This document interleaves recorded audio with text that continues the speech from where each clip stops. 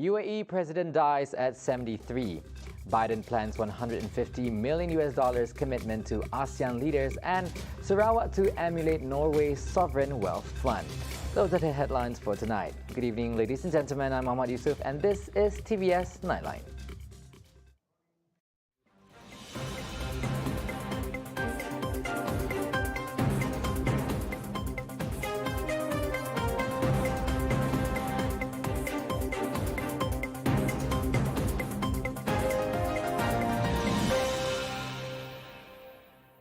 Let us begin with our top story. UAE President Khalifa bin Zayed Al Nahyan, who has been in office since 2004, died at the age of 73 after a long illness. He was also the ruler of Abu Dhabi Emirates. According to Emirates news agency WAM report on Friday, citing the Presidential Affairs Ministry, he was the eldest son of the founder of the Emirates, Zayed Al Nahyan. Khalifa, who was born in 1948, came to power in 2004 in the richest emirate, Abu Dhabi, and became the head of state. He is expected to be succeeded as ruler of Abu Dhabi by his half-brother, Crown Prince Sheikh Mohammed bin Zayed Al Nahyan. Mohammed bin Zayed has been the de facto ruler of the US-allied UAE, particularly after Khalifa suffered a stroke in 2014, following which he has rarely been seen in public.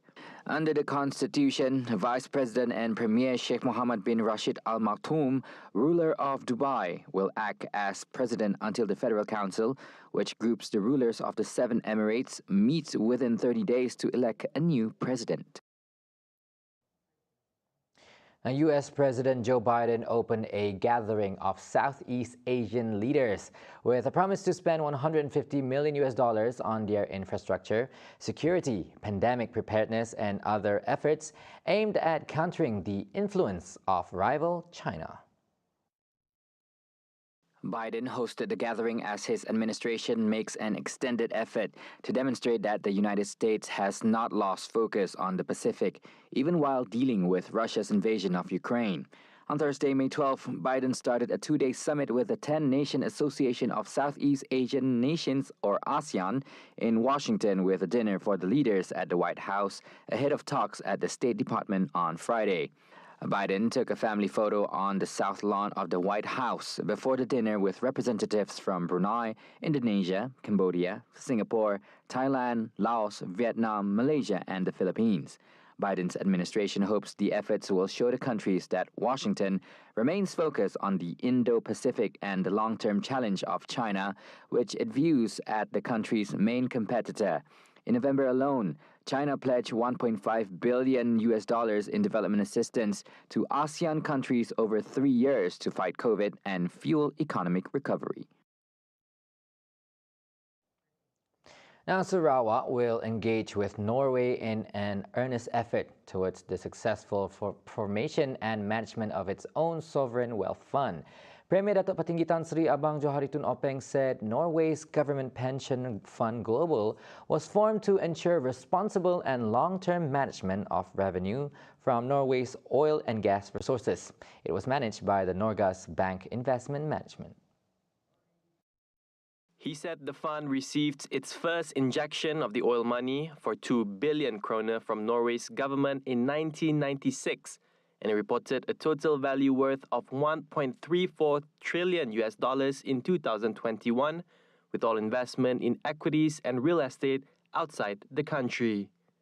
Abang Johari said this in his return address when meeting with Norway's ministry and Norway's Bank Investment Management officials at the bank's headquarters in Oslo, Norway, on Thursday.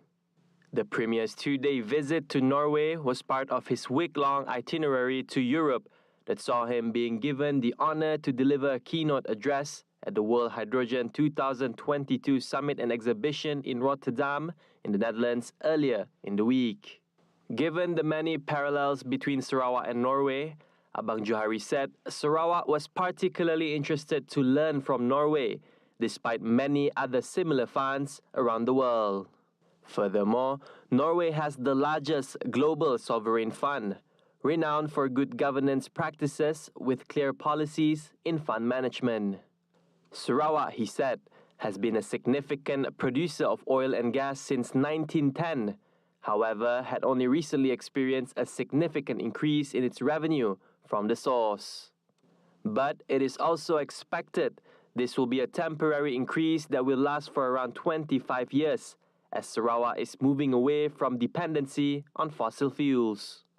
In addition, he said the move to set up a sovereign wealth fund for the benefit of Sarawak's future generations was also part of his party, the state ruling coalition's manifesto in the 12th Sarawak election last year.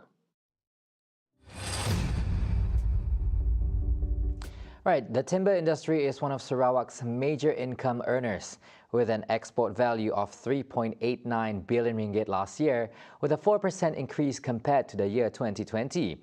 As such, the state has been in the limelight due to its heavy reliance on large-scale land exploitation, especially timber extraction. Therefore, balancing nature preservation with industry needs is certainly not a walk in the park. Deputy Minister of Urban Planning, Land Administration and Environment Dr. Len Talib Saleh said issues such as deforestation and land degradation are undeniable in order for development to take place. However, the minister said efforts have been undertaken to ensure the sustainability of the resources, at the same time preserve the state's nature. Timber industry has been our main revenue earner. And in fact, if you look at how our big six developed over the years, and they were involved in this timber industry in 1960s, 1970s.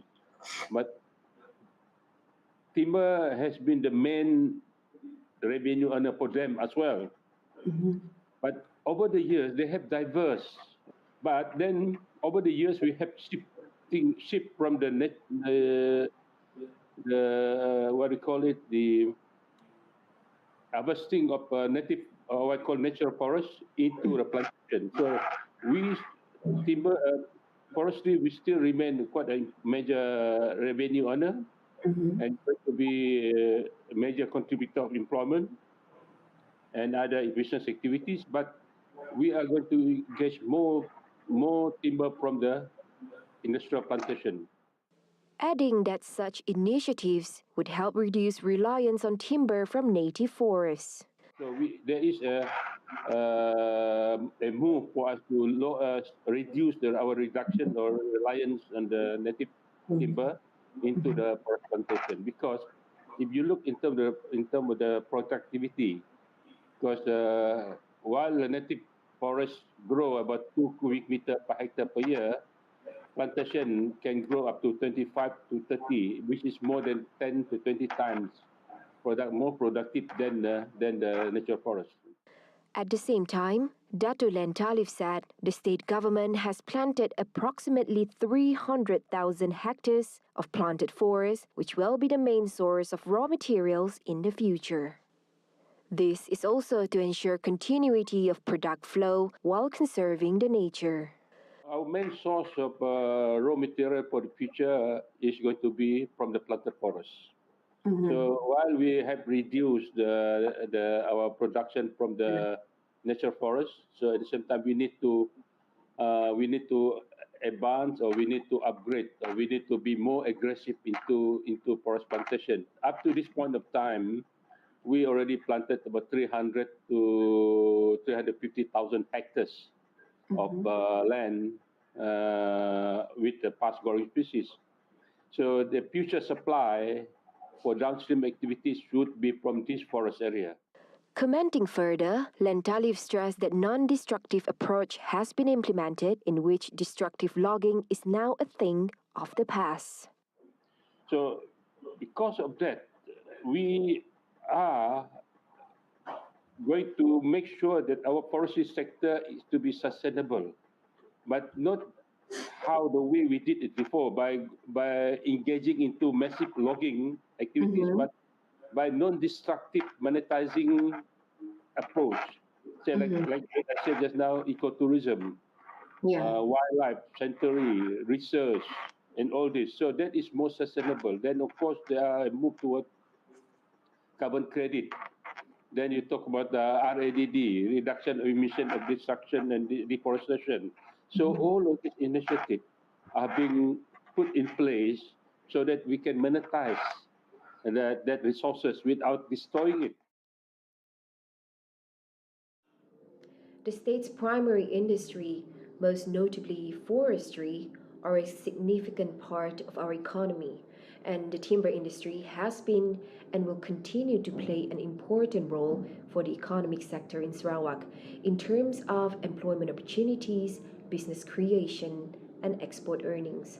And since timber resources are among the state's major income contributor, there is a critical need to maintain the right balance between conservation and development. As such, the state government has retained almost 50% of its landmass as tropical forests in the midst of rapid development to increase the state's economy and at the same time to preserve our natural forests for the future of Sarawakians. I'm Handy Gui for TVS. The Sarawak Agriculture, Modernization and Regional Development Ministry is in the midst of a discussion with a company from Singapore on the latter's interest in investing in the state's agriculture sector. While declining to disclose details on the company, Minister Datuk Sri Dr. Stephen Rundi Utom said the company's involvement would facilitate the ministry in its mission to take the state's agriculture sector into agribusiness. Right now I'm talking with the Singaporean counterpart that they are going to invest here. They will impose their own quality and so on. They become the off-taker. So our farmers will be able to learn from them. Rundi said, currently Sarawak's food self-sufficiency level is at about 38%, adding that the ministry will continue to look into ways to raise the percentage to up to 60% by 2030, including modernizing agriculture activities. Coming up right after the break, unanimous agreement over anti-party hopping bill policies. Protests in Sri Lanka continues despite the new Prime Minister, and more than 1,200 South Korean women resort to freezing their eggs. Right here on TVS Nightline. Stay tuned.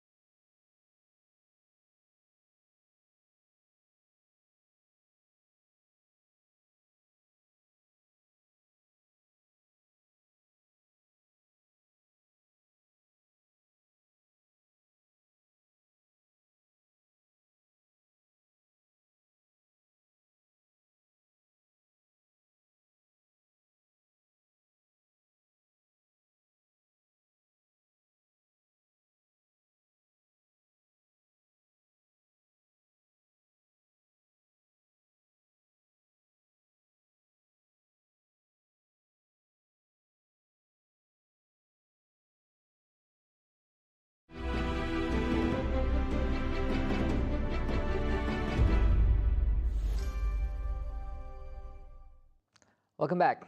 Now, there were many major announcements at the annual Google's Developer Conference 2022, much to the delight of tech communities around the globe, including those in Sarawak. During his keynote address, Google Chief Executive Sundar Pichai showed Iban as among the languages to be included in Google Translate. On a slide that accompanied Pichai's presentation on the search engine's soon-to-be enhanced language tool, there was a group of over 40 languages to be made available for real-time translation in future, including Jaku Iban. Pichai later announced that 24 new languages had been added to Google Translate, including the first indigenous language of the Americas. He said with advances in machine learning, Google had developed a monolingual approach where the model would learn to translate a new language without ever seeing a direct translation of it. However, the inclusion of Jaku Iban among the languages displayed on screen during Pichai's speech hinted that it would be only a matter of time before the real-time online translation of the Iban language could be done with just one click. Right, repair works on the damages to the road at Taman Matang Jaya 3 will be expedited as soon as possible. Padawan Municipal Council Chairman MPP Loka Chiang said this was to prevent any unwanted accident from happening. Low added that as the repair work falls under emergency work, the cost of construction has not been confirmed. Itu kos belum tentu sebab ini emergency pihak kerja. Kita tidak ada tengok kos lolok. Kita pakai itu kontraktor masuk lolok. Lepas itu kita akan kira berapa itu kosnya. Kita memang guna itu schedule of rest dalam JKR schedule of rest. Kita ada schedule of rest untuk diguna. Jadi ya sebab JKR mesti mau sudah terminate. JKR mesti mau buat tender baru, lantik kontraktor baru, itu prosedur memang ambil sedikit masa.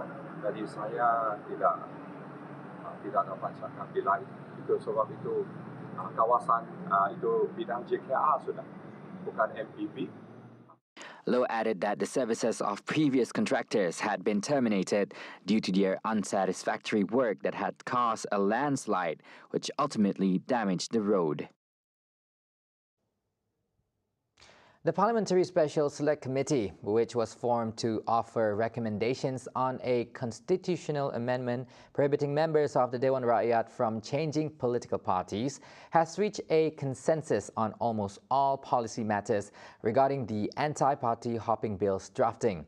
Its committee chairman, Datuk Seri Dr. Wan Junaidi Tuanku Jaafar, said consensus, which also sought written submissions from non-governmental organizations, civil society organizations, political parties and academicians regarding the parameters of the drafting of the bill.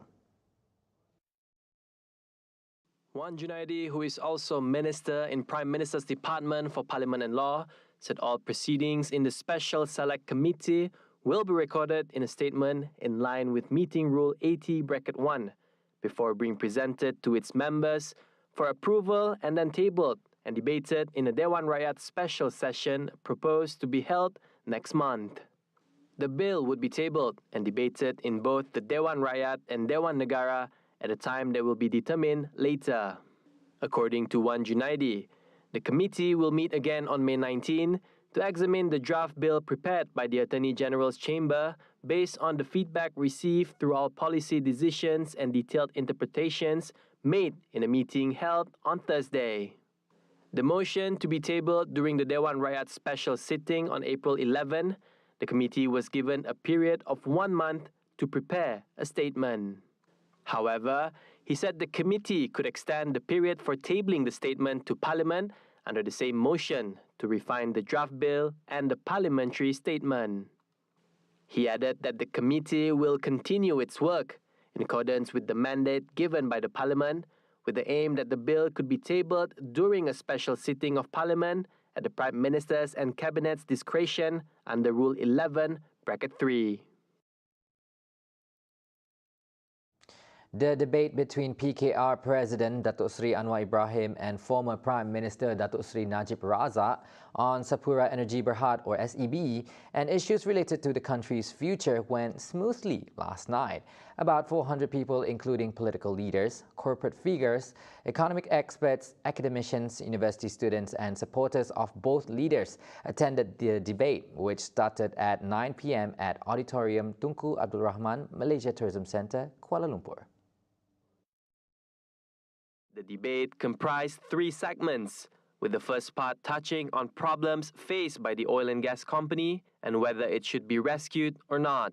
The second part was about Malaysia's future, encompassing aspects of the economy, politics and governance, and the country's direction, while the third part was reserved for a question and answer session. To ensure there was no untoward incidents, tight security checks were imposed on those entering the debate hall.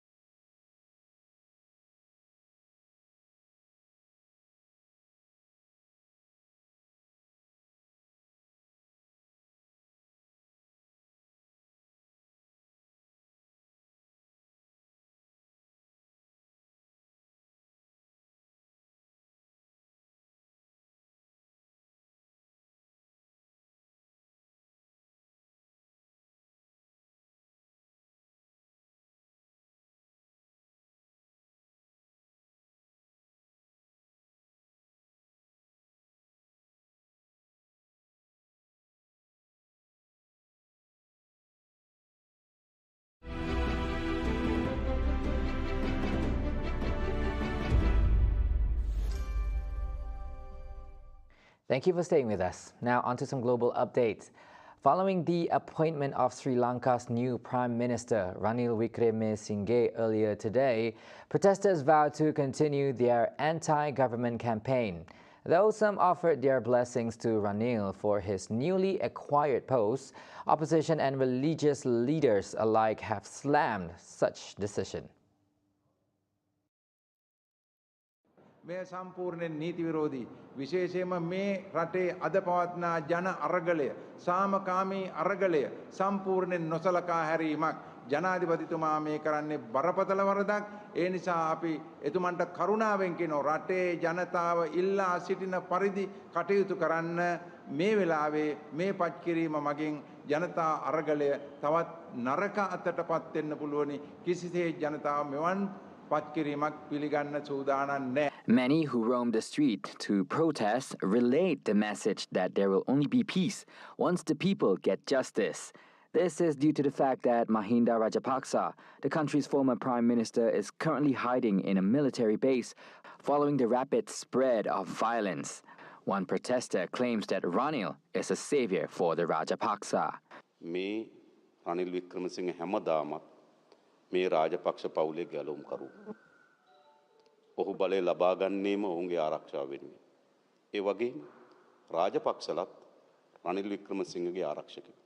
ඒක තමයි පෞගේ අවුරුදු දෙකමාරක් ඇතුළත අපි පෙන්눔 කරමින් තිබෙන්නේ. Meanwhile, the Bishop of Colombo, Cardinal Malcolm Rajinth, said the appointment of Ranil was not the change the people had wanted. රටේ ජනතාව බලාපොරොත්තු වන වෙනස මේක නොවේ. මේ ඊතා බරපතල ලෙස ජනතා මතයට ඉදිරිවීමක් ලෙසයි අපි දකින්නේ. ජනතාව අතින් ප්‍රතික්ෂේප වූ ස්වාධීන නොවන පුද්ගලයෙකු අගමැති පුටුවට පත් කර ගැනීමට ජනාධිපතිවරයා දරන උත්සාහයත් ඊට සහාය වන පාර්ලිමේන්තුවේ ජනතා නියෝජිතයන්වත් ජනතාව ප්‍රතික්ෂේප කරන බව අපි ප්‍රසිද්ධියේ ප්‍රකාශ කරන්නට. Economic mismanagement coupled with other unfortunate circumstances such as the pandemic and the rising energy costs due to the Russia-Ukraine clash have drained the country's funds. This has resulted in insufficient supply of fuel and essential medicines and facing daily power outage, prompting protests to grow even stronger. We wrap up the Nightline with this story. A large number of South Korean women have chosen to freeze their eggs. This is mainly caused by their worry about their reproductive window waning due to age, but are not ready to start a family and the rising cost of caring for their offspring. Some 1,200 unmarried single women have underwent the procedure in 2021, and according to South Korea's largest fertility clinic chain, CHA Medical Center, the number have doubled as of May 2022, as it gives them a sigh of relief. 안녕하세요. 저는 34세 공무원 임문영입니다. 저는 이후에 건강한 아이를 만나고 싶어서 난자를 냉동하게 되었습니다. 냉동 탱크에 건강한 난자들이 보존되어 있다고 생각하니 마음이 안심이 됩니다. 지금 남자친구 만난 지 몇 개월 안 된 상태고 이제 결혼 준비를 하려면 뭐 집이나 이제 가족이나 다른 추가적인 상황이 진행되어야 되는데 그러려면 좀 시간이 걸리고 지금 당장은 이제 결혼하기가 어려운 상황입니다. In an era where information is available at our fingertips, Lim has read many stories from married couples through both social and mass media about how expensive it is to raise kids, including the cost of their education, welfare, which translates to fewer marriages and babies. Meanwhile, for 32-year-old nurse Cho So-young, her cause for freezing her eggs is to achieve her personal goals first. 물론 결혼을 해서 아이를 낳고 가정을 이루고 이런 것도 굉장히 중요하겠지만 지금 저한테 당면한 과제로서 중요한 거는 제가 직장에서 조금 더 성취하고 싶은 목표라든지 아니면은 뭐 학업적으로 더 이루고 싶은 거라든지 그런 게 더 우선순위 위에. While the South Korean government allows the medical procedure, it comes with a warning that they can only use their eggs once they are legally married. But according to a social welfare studies professor at Seoul Women's University, Jung Jae-hoon, such condition needs amendment, noting that marriages in the country have dropped to a new low of 192,500 last year. That's 40% decrease from a decade earlier. 출산 주체로서 여성의 권리를 어떻게 보면은 인정하지 않는다, 부분적으로 인정하지 않는다, 뭐 이렇게 볼 수도 있는 거 아니겠습니까? 그래서 이제 혼인 여부와 상관없이 어떤 그런 이제 뭐 여성이 출산하는 이제 그런 시도를 국가가 최소한 방해는 하지. Modern agriculture was listed in the government's manifesto as it plays a crucial role in the state's development agenda and economy. As well as we all know, applying technology and the Internet of Things (IoT) to traditional farming is important to increase production efficiency to meet the growing demand. Tune in to Sejahtera Asia at 7:30 a.m. tomorrow, where they will be discussing the transformation of modern agriculture with guest Kuple Nipa Aji, the chairman of Rampangi Permanent Food Production Park TKPM, with hosts Jonathan Deng and Wan Alif, only on Astro Channel 122. And that's all the time we have for TVS Nightline. For more headlines, head on to our website at TVSTVMY or follow us on our social media. I'm Muhammad Yusuf. Stay safe and have a good day.